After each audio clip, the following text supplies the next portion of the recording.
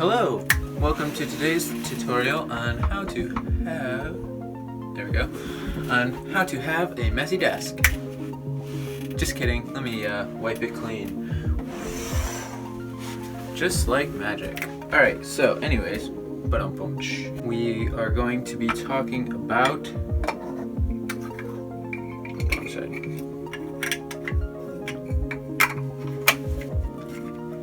this. They're called macro lens extensions. There's two of them, different lengths. This one is 16 millimeters and this one is 10 millimeters.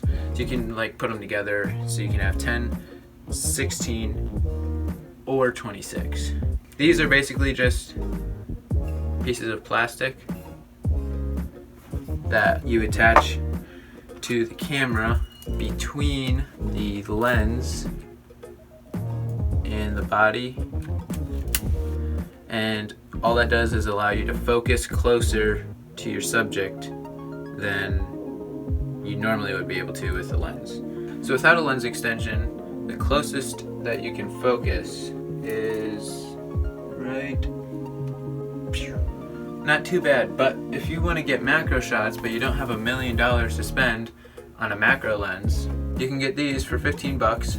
You magically have a macro lens. Not quite as good a quality, and autofocus is a little bit slower. So it's not perfect, but for 15 bucks, could you really ask for anything more? So now with the 10 millimeter lens extension on, the closest that you can focus, I am right up to here, and it is still in focus. Without it, you have to be back here. With it, right about there. Maybe there. It's focused on the very closest part of the car right there. So the difference between here and here is pretty drastic if you want to get close-up shots of stuff. If you have a super wide angle lens, you have to like essentially be touching the subject to the glass in order to get it in focus. With this 50, you have to be a lot farther away, about a little bit longer than the length of this lens hood here, in order to be focused at its closest distance, even with both the 16 and the 10 millimeter on. So if you want to get close-up shots with a longer focal length, you're going to want more length between the lens and the body. But if you have a wide angle lens, you can get a lot closer without having to, while it's still in focus. Now we're going to do some testing, and I'm going to try to shoot a little close-up sequence of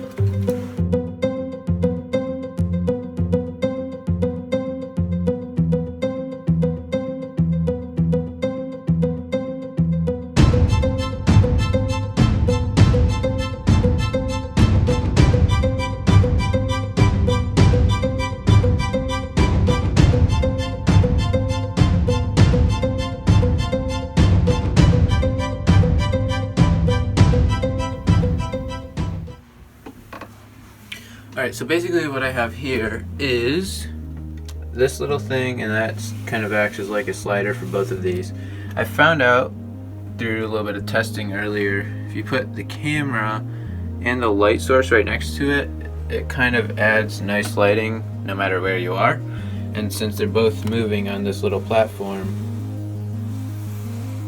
keeps the lighting on the car quite nice, if you ask me.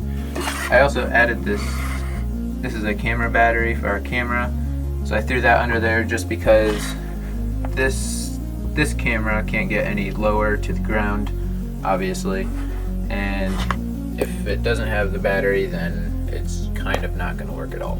So that's kind of like a quick little setup, if that's what you want to call it, for getting some cool shots of this car. Out of 10, I would probably rate these like a, I don't know, 7. They work pretty good. The focus, again, a lot of people use manual focus. I hate manual focus, so I'm just an autofocus kind of person. Whatever camera you have, I'm sure you can find these for that kind of camera. And these are APS-C, so they'll be Sony E-mount version. They don't quite match the quality of a macro lens. The durability, I mean, like, they're plastic,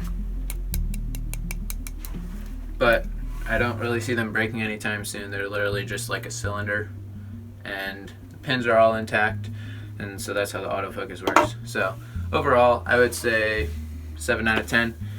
Thanks for watching, and I'll see you next time. Whenever I see you next time. Ciao. That didn't quite work as I was expecting.